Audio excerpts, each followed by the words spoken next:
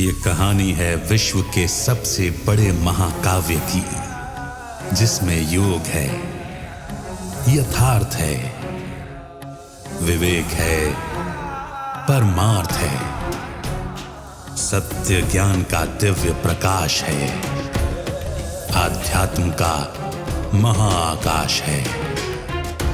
ये दर्पण है हर मन के विवाद का, दृश्य है आत्मा और परमात्मा के संवाद का, मानवता का होता है जिससे उद्धार। यही है सच्ची गीता सार, अंधकार से प्रकाश की ओर।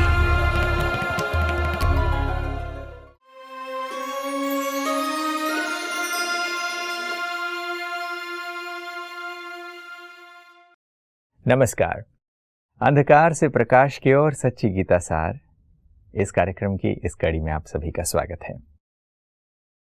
गीता को जब सही लाइट में हम देखते हैं, एक सही प्रकाश में, एक सही दृष्टिकोण से देखते हैं, तो कुछ नया नजर आता है, कुछ बेहतर समझ में आता है।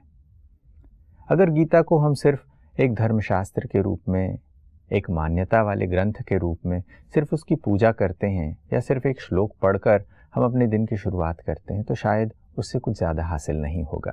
क्योंकि गीता अपने जीवन में प्रैक्टिकल एप्लीकेशंस के लिए कहती है, परिवर्तन के लिए कहती है। गीता में एक बहुत ही सुंदर बात आती है कि परमात्मा अधर्म जब बहुत बढ़ जाता है तो उस समय धर्म की स्थापना के लिए आते हैं। तो क्या गीता पढ़ लेने से ही धर्म की स्थापना हो जाएगी, या परमात्मा को फिर आना पड़ेगा? ऐसे और भी सवाल हैं जिस पर आज हम चर्चा करेंगे। हमारे साथ स्टूडियो में ब्रह्मा कुमार ब्रजमोहन भाई हैं। भाई साहब, आपका स्वागत है। ओम शांति। गीता में वर्णित बहुत सारी चीज़ों को हम धीरे धीरे से सार के रूप में समझने की कोशिश कर रहे हैं। गीता में एक जगह ये वर्णन आता है कि सर्वधर्मान परित्यज्य मामेकम शरणम व्रज।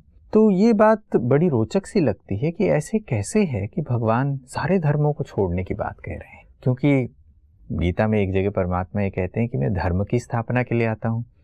जब वो धर्म की स्थापना के लिए आ रहे हैं तो वो यहाँ किस धर्म को छोड़ने की बात कह रहे हैं? और परमात्मा जिनको कहा जाता है कि वो धर्म के स्थापक हैं, वो स्वयं कैसे कह सकते हैं कि तुम अन्य सभी धर्म छोड़ दो? इससे एक बात तो ये सिद्ध होती है कि ये गीता अकेले अर्जुन को नहीं सुनाई गई, क्योंकि अर्जुन का तो एक ही धर्म होगा।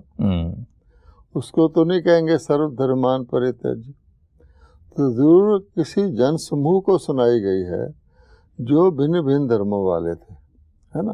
पहली बात तो ये बैठती। दूसरी बात क्या बैठती है, एक होता है नाम का धर्म और एक होता है धारणा का धर्म।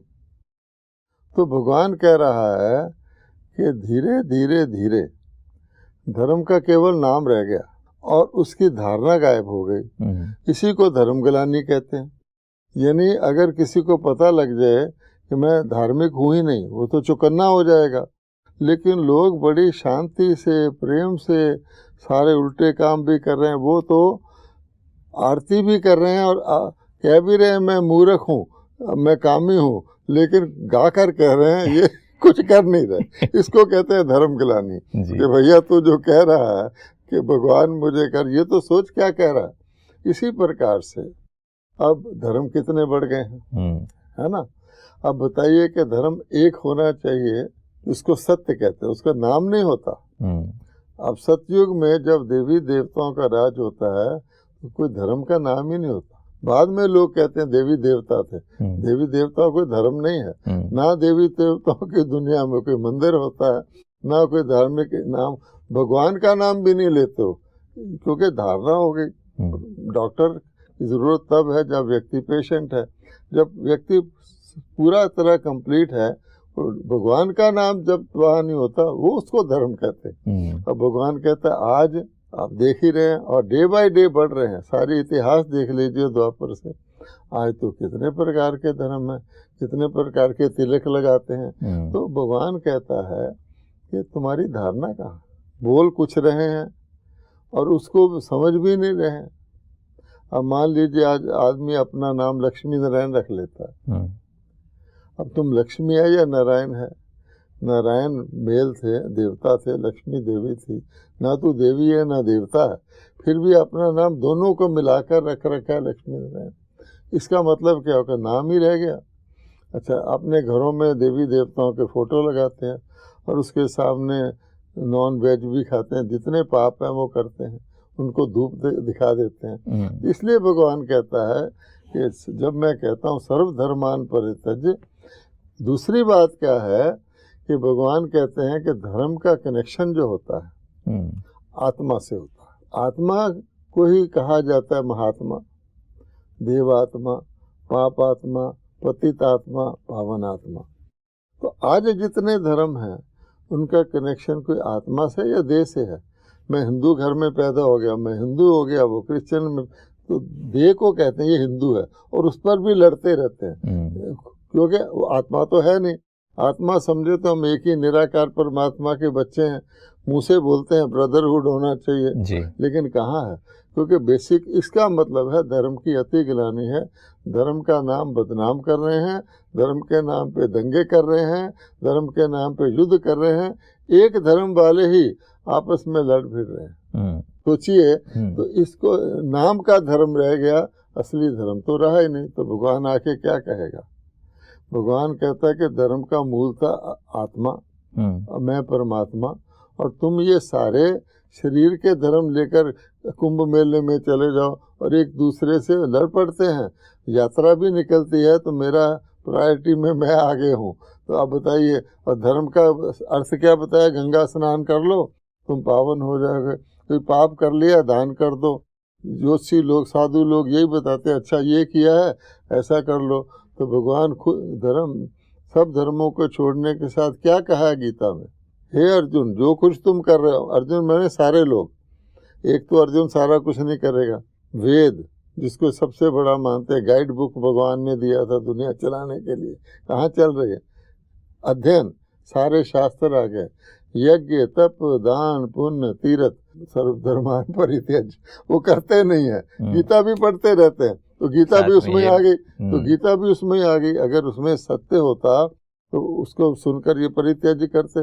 गीता भी पढ़ रहे हैं कि सब और शास्त्र नहीं पढ़ने, और गीता भी पढ़ रहे हैं, वेद भी पढ़ रहे हैं, जितना कुछ ना किया हुआ भगवान ने सब कर रहे हैं। इसको कहते हैं धर्म ग्लानि। ये बात सुन के पता चलती है कि कितना हम न जानते हुए भी जो बातें लिखी गई हैं उसको पढ़ते हुए भी हम उन्हीं चीज़ों को कर रहे हैं। जब ये बात कही जाती कि तुम सब धर्मों का त्याग करो, सर्वधर्मान परित्यज्य मामेकम शरणम व्रज, तो यहाँ पर ये बात कौन कह रहा है? आप कोई मनुष्य आत्मा तो कह नहीं रहे, भगवान कह रहे हैं। अगर भगवान कह रहे हैं तो मेरी शरण में आओ, जब वो कहते हैं या परमात्मा को याद करने की बात आती है, तो हम कैसे याद करें, हम कैसे पहचाने परमात्मा को? तो जो हमने बातचीत की, इससे एक बात तो पता लग गया, ये भगवान देह और देह के धर्मों को त्याग करने को कह रहा है ना? क्योंकि सारे बॉडी से कनेक्टेड हैं, और धर्म स्थापित होता है आत्मा में, मन शुद्ध होता है, सारा लिखा हुआ है, मन की बात है, बुद्धि की बात है, संस्कार की बात है।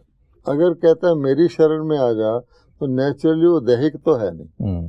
दैहिक तो बहुत, जितने परम्यूटेशन कम्बिनेशन हो सकते हैं देह के धर्मों के, वो सब हैं, लेकिन जो मिसिंग है वो है आत्मा, परमात्मा। तो भगवान कहता है इनको त्याग कर तुम मेरी शरण में आओ।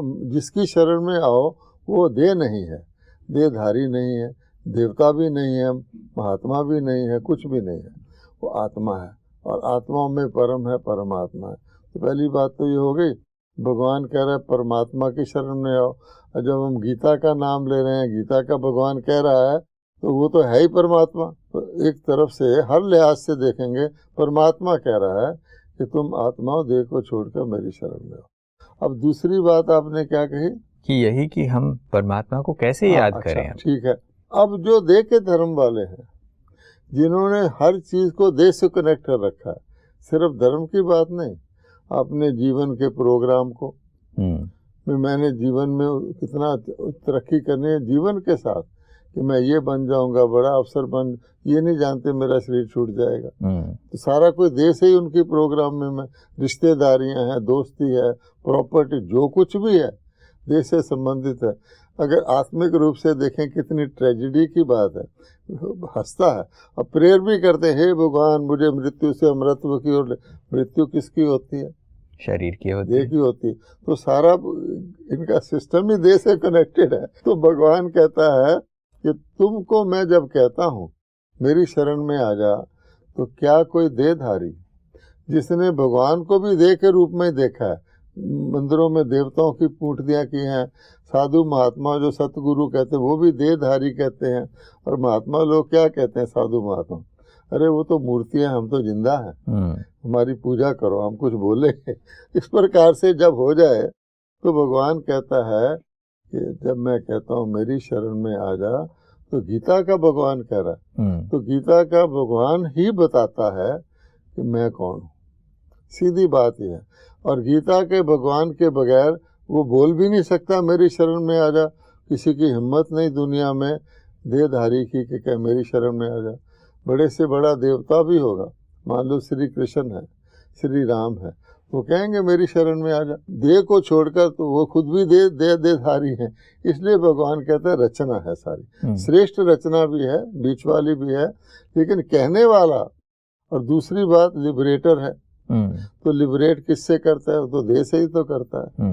देह सहित तो कोई स्वर्ग में नहीं गया। तो इसलिए बेसिक बात है कि गीता का भगवान कह रहा है मेरी शरण में आ जाओ, तो ये भी बता रहा है मैं कौन हूँ। ये बात सुनते ही ये बात समझ में आती है कि चलो अब तक हम देहधारी को परमात्मा का स्वरूप मानने लगे थे, और एक्चुअल में अमरत्व जो हम मांगते हैं, पूछते भी हैं परमात्मा से, वो शरीर नश्वर है और आत्मा अमर है। ये गीता में ये बात बताई जाती है। एक और बात जो गीता में हम सुनते हैं वो है परमात्मा कहते हैं कि मन मना भव मामेकम। ये मामेकम शब्द जब सुनते हैं तो इस पर भी प्रश्न उठता है कि क्या मतलब है इसका, कि परमात्मा कहते हैं सिर्फ मुझे एक को ही। और आज जब हम देखते हैं, आज हम अनेकों मंदिरों में जाते हैं, अनेकों की प्रार्थना करते हैं, अनेकों की पूजा करते हैं, जैसे आपने कहा अनेक ग्रंथ भी पढ़ते हैं, तो ऐसे में परमात्मा माम एकम क्यों कहते हैं? गीता में ये एक शब्द पे क्यों है? मन मना भव का भी यही अर्थ है, अपने मन को मेरे में लगाओ। और उसमें भी अगर आप ऐड करते केवल मेरे में लगाओ, जहाँ आप मन लगाएंगे वहीं से आपको प्राप्ति होगी। आप अपने भाई में मन लगाते हैं तो भाई की वाइब्रेशन आती, सामने आता है। बेटे में लगाते हैं बेटे का आता है। फ्रेंड में लगाते हैं तो खुशी आती है। किसी नापसंद आदमी में लगाते हैं तो आपको बैठे बैठे ही, वो कहीं भी हो, आपके अंदर और तरह के वाइब्रेशन। तो मन का मतलब कि जहाँ तुम्हारा मन लगेगा वहाँ तुम्हारी प्राप्ति होगी। अब माम एकम का भी यही मतलब है, एक मेरे में लगाओ। अब सुनिए, क्या एक सत्य एक होता है या दो? एक होता है। परमात्मा एक है या ज्यादा? एक ही है। तो भगवान कह रहा है सत्य को जानने के लिए, परमात्मा को जानने के लिए, धर्म को जानने के लिए, अपने आप को जानने के लिए मेरे साथ कनेक्ट होना है। और इसीलिए मैं आया हूँ। बाकी तो सब तुमने कर लिया। भगवान को ना मानने वाले भी हैं, मानने वाले भी हैं, सब सारा खेल शरीर का है। और भगवान कहता है इतना बड़ा नाटक, और उसमें तुम एक सीन पर्दे पर देख रहे हो, उसी को सब कुछ समझ रहे हो, ना उससे पहले का जानते हो ना बाद का जानते हो। इसलिए कहा ना तेरे अनेक जन्म हुए हैं, मेरे भी अनेक जन्म हुए हैं, तुम नहीं जानते हो। मैं अनेक बार आया हूँ, मैं बताता हूँ। तो सार यही निकलता है कि अज्ञान जो पुकारते हैं, जितनी भक्ति मीन्स अंधेरा, मीन्स जिसको जानना चाहिए उसको नहीं जानते, बाकी सब कुछ जानते। और भगवान कहते हैं जो नहीं जानते हो उसी में तुम्हारा कल्याण है, लिबरेशन है। चाहे जीवन में भी रहो, दुनिया में भी रहो, या परम धाम में जाओ, वो मैं हूँ। ये भगवान बता रहा है। जिन्होंने देही देखी है, हाँ, तो निराकार को जान नहीं सकते, तो खुद बताने आता है। तो इसका मतलब यह है कि परमात्मा स्वयं अपना परिचय देते हैं, तब जाकर हम उस एक को याद कर सकते हैं, अदरवाइज ये पॉसिबल नहीं। इसलिए तो आने का पड़ता है, नहीं तो भगवान परम धाम का रहने वाला कौन सी दुनिया में, अधर्म की दुनिया में जो इतनी गंदी है, जिसके खुद लोग पुकार रहे हैं काम से छुड़ाओ, क्रोध से छुड़ाओ, नरक है।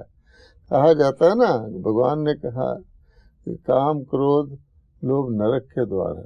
तो जो उसमें रह रहे हैं तो नरक में ही रह रहे हैं। इसलिए भगवान कहता है कि वहाँ मैं आऊँ, तुम्हारे कल्याण के लिए आता हूँ, वरना मुझे क्या जरूरत है। इस बात को हम एक मंत्र के रूप में देखते हैं कि मन मना भव मामेकम का जो मंत्र है, और परमात्मा क्योंकि स्वयं आकर ये ज्ञान देते हैं, तो ये प्रश्न उठता है कि परमात्मा गुरु हैं, वो सदगुरु हैं और वो ज्ञान दे रहे हैं, वो कोई देहधारी नहीं है। तो ये मंत्र कब देते हैं? क्या उन्होंने पहले भी ये मंत्र कभी दिया था? क्योंकि गीता में अगर ये चीज़ लिखी हुई, आज भी ये शब्द हमारे पास हैं, तो क्या इन्होंने पहले भी दिया था? अगर पहले भी दिया था तो आज सिर्फ यादगार के रूप में वो मंत्र हैं, तो परमात्मा कहते हैं कि मेरे को फिर आना पड़ता है सुनाने के लिए, तो फिर वो कब आएंगे? आपके इस प्रश्न में तो इतना गहरा और इतना मज़ेदार और रोचक बात है, जो आज की इस दुनिया के सभी लोग और ख़ास तौर पे भारतवासी भगवान का आंसर सुनने के चकित हो जाते हैं। कैसे? इससे ये पता लगता है, भगवान कह रहा है, देखिए खास नोट करने की बात, मैं आता हूँ और धर्म का विनाश करता हूँ, धर्म की स्थापना करता हूँ। ये नहीं कहता कि मैं आकर के सीधा धर्म चालू कर देता हूँ। दुनिया शाश्वत है, सृष्टि चक्र शाश्वत है, आत्माएं शाश्वत है, परमात्मा शाश्वत है, प्रकृति शाश्वत है, ये अनादि अविनाशी है, क्योंकि इसका लिंक आत्मा से है। अगर ये अनादि अविनाशी ना हो, आत्मा अनादि हो, तो कहाँ जाएगी? तो पहला तो ये ज्ञान देता है कि ये मैं कोई नया आके नहीं करता, पुराने आत्माओं में अधर्म हो गया है, उसी को मैं सफाई करके पतितपना निकाल के पाऊँ। ये बहुत गहरा राज है, क्योंकि सारी दुनिया सोचती है दुनिया कैसे बनी थी, एवोल्यूशन से बनी थी या कैसे बनी थी, कब दुनिया तैयार हुई। इसका ये आंसर है। अच्छा, भगवान कह रहा है, अब देखिए सारे भारत वाले, गीता पढ़ने वाले जितने, वो कहते हैं प्रलय हो गई, कुछ भी नहीं रहा। अच्छा, अब ये सोचिए कि क्या भगवान सच कह रहा है कि मैं पुराने को नया करता हूँ, या वो कह रहे हैं जो बिल्कुल कहते हैं एकदम विनाश के बाद प्रलय हो गई और कुछ भी नहीं रहा, जल हो गया, तो फिर नई दुनिया जो उत्पन्न हुई कैसे हुई? तो सबसे बड़ा प्रश्न तो ये। इसलिए भगवान कहता है, मुझे कहना पड़ता है, चौथे अध्याय में जो कहा है कि मैंने ये तुम्हें पहले सुनाया था, सूर्य को सुनाया था, अर्थात तुम्हें सूर्यवंशी देवता बनाया था, बाद में वो प्रायलुप्त हो गया है। अब मैं फिर सुनाने आ रहा हूँ, प्रलय वर्लय नाम की कोई चीज़ नहीं है। इसलिए उसको कहना पड़ता है कि ये मैंने सुनाया था, लुप्त होने के बाद ये लुप्त हो गया, अब कोई और सुना नहीं सकता। उसके इमिटेशन, वेरिएशन और जो कुछ भी है, एक गीता की आज बड़े फख्र से कहते हैं, एक गीता की जनाब इतनी टिप्पणियाँ हुई हैं, इतने किसी के नहीं, बहुत बड़ा शास्त्र है। अब गौर से सोचिए कि सत्य को इंटरप्रेट करना, भगवान को गायब करना है। और आजकल खास लोग कहते हैं परमात्मा तो जिस रूप में भगवान को देखो वही रूप भगवान का। भगवान के अनेक रूप में, जो जिस रूप में देखे। अब बताइए, ये अक्लमंदी की बात है अगर गौर से सोचें। जेनरोसिटी तो दिखा दी, ब्रॉडनेस तो दिखा दी, स्पेक्ट्रम तो दिखा दिया, लेकिन सत्य क्या है कि भगवान एक है, उसका एक ही रूप होगा और सब उसी रूप से उसको देखें, या जिस रूप में देखें। फिर वो कहते हैं भगवान जो था कुत्ते के रूप में आ गया और वो रोटी ले गया, तो सूखी थी, वो पीछे भागा, भगवान घी तो लगवा लीजिए। यहाँ तक हम पहुँच, अपने को जब पशु बनने से डरते हैं और भगवान को पशु बनाया हुआ। बताइए कहाँ तक हमारी अक्लमंदी है। और हम बहुत अपने आप को फख्र करते हैं। तो ऐसे समय पर ये पता चलता है कि परमात्मा को वापस फिर आना पड़ता है, क्योंकि हम सिर्फ किताब में या किसी भी ग्रंथ में लिखी हुई बात से हम उस सत्य को नहीं समझ पा रहे हैं। तो सत्य को समझाने के लिए परमात्मा स्वयं आए। हम तो ये प्राउडली कहते हैं हमारा धर्म इतना बड़ा है, हम नास्तिक को भी स्वीकार करते हैं। हम दूसरे धर्मों के बुद्धा को भी अवतार मानने को तैयार। बहुत बड़ा धर्म है।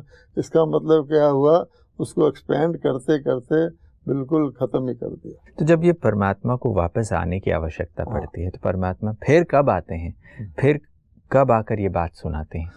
उन्होंने चिन्ह पहले ही बताया हुआ कि देखो मैं आकर के अच्छी तरह से सत्य धर्म की स्थापना करके जाता हूँ, ठीक है, लेकिन ये नहीं समझना कि मैंने स्थापित कर दिया अब ये चलता रहेगा, या बाद में तुम मेरी कोई किताब लिख दो तो चलता रहेगा। वो कहते हैं कि ये नियम है, नई से चीज़ पुरानी होती है। मनुष्य भी एक बार जन्म ले लिया तो ऐसे नहीं कि वो सदा ही रहेगा, उसकी ओल्ड एज आती है, मृत्यु होती है, फिर दोबारा आता है। हर चीज़, पेड़ को देख लीजिए, फैलता है फिर बीज निकल आता है। तो भगवान ने साइक्लिक सिस्टम बताया है, और पॉइंट वो है जहाँ टोटल परिवर्तन होता है। गीता परिवर्तन का शास्त्र है, भगवान का ज्ञान परिवर्तन है, उसका ये यादगार है, इससे तो परिवर्तन होने वाला नहीं। उसने कह दिया जब धर्मग्लानि देखो, और लोग बताते हैं धर्मग्लानि के चिन्ह, और ख़ास तौर पे आज कहते हैं आज सभी धर्मग्लानि के चिन्ह उपस्थित हो चुके हैं, और हम अपनी आंखों से देख रहे हैं। परमाणु शस्त्र आ गया, ये मिसाइल है, तैयार है। कितनी देर लगती है दुनिया के विनाश में? उसको छोड़िए, प्रकृति इतनी भयानक हो गई है, जो हमारी सेवा करती थी हमने उसको वायलेट करके अपना दुश्मन बना लिया। अर्थ के ये वो सब हम देखते हैं, लेकिन लोग सो जाते ये तो पहले भी हुआ था, लेकिन ये नहीं देखते कि कोई ज़माना था ये होते ही नहीं थे। अच्छा, रोग देख लीजिए, मनुष्यों के अंदर झगड़ा देख लीजिए, हर प्रकार से कलह क्लेश देख लीजिए, आबादी की वृद्धि देख लीजिए।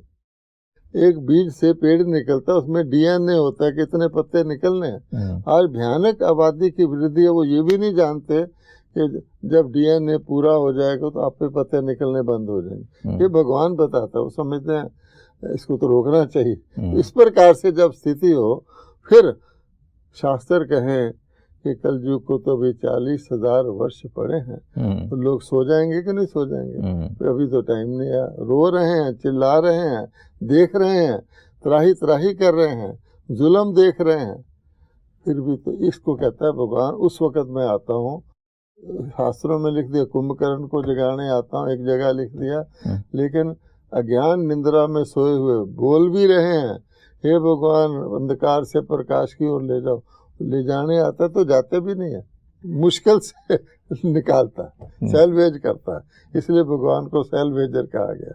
इस चर्चा में बहुत ही अच्छे से ये बात समझ में आई है कि हम परमात्मा के कहे हुए मंत्रों को, उसके दिए हुए बात को गीता में सुनते तो हैं बट उसको समझते नहीं हैं। और ये बात समझ में आई है कि परमात्मा को स्वयं आना पड़ता है, और वो आकर जब ये चीज़ करवाते हैं तब हमारे अंदर वो परिवर्तन आता है। और इसी परिवर्तन के लिए हमको काम करने की आवश्यकता है, और परमात्मा गुरु होने के नाते वो शिक्षा देते हैं, वो पढ़ाई करवाते हैं, और फिर इससे ये परिवर्तन होता है। जैसे बच्चे को कोई एजुकेशन बाय कॉरेस्पॉन्डेंस कोर्स कर ले तो बच्चा साइंस का स्टूडेंट नहीं बन सकता, उसमें एक्सपेरिमेंटेड। तो कोई गीता तो कॉरेस्पॉन्डेंस कोर्स है एक प्रकार का। तो भगवान कहते हैं मैं आके वर्षों लगते हैं, दुनिया को ठीक करने में एक दिन में नहीं लगता। उन्होंने तो 18 अध्याय लिख दिए। 18 अध्याय में भी लोग सोचते हैं कि खड़े होकर सारे बोल दिए होंगे, लेकिन ये वर्षों लगते हैं। हम लोगों को नॉर्मल स्टडीज़ में, दुनिया की स्टडी में 16-17 साल लग जाते हैं। तो भगवान हमको सारे संस्कार परिवर्तन करता है, सारे सृष्टि चक्र के चारों युगों का इतिहास बताता है, 3 लोकों का, तो उसको टाइम नहीं लगेगा। आज समय भी यही कह रहा है कि आज यहीं पर विराम लेना पड़ेगा, मगर बहुत ही सुंदर चर्चा हमने की है। हम सब के लिए एक फूड फॉर थॉट है। हम अपना चिंतन चला सकते हैं कि जो हम सुनते आए हैं, करते आए हैं, जो हम कहते भी हैं, ऐसे में क्या वास्तविक सत्य है, क्या हम गीता के सच्ची सार को समझते हैं। और भी आगे विषयों पर चर्चा जारी रखेंगे, मगर आज आप स्टूडियो में आए, इसके लिए बहुत बहुत धन्यवाद आपका। नमस्कार। ओम शांति। दोस्तों, कितना गहरा ये विषय है। जब हम देखते हैं कि परमात्मा आते हैं और वो कहते हैं कि मैं आऊँगा, जब इतने अधर्म हो जाएं तो एक धर्म की स्थापना के लिए परमात्मा आएंगे, और वो कहते हैं कि मेरी शरण में आओ, अनेक धर्मों का त्याग करो।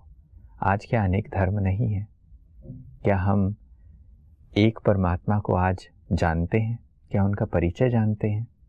क्या परमात्मा के अवतरण का समय जानते हैं? इन सब विषयों पर आज चर्चा हुई है। आपके लिए भी ये एक चिंतन का विषय रहा होगा। अगली कड़ी में कुछ और बातें लेकर फिर हाजिर होंगे। तब तक के लिए नमस्कार।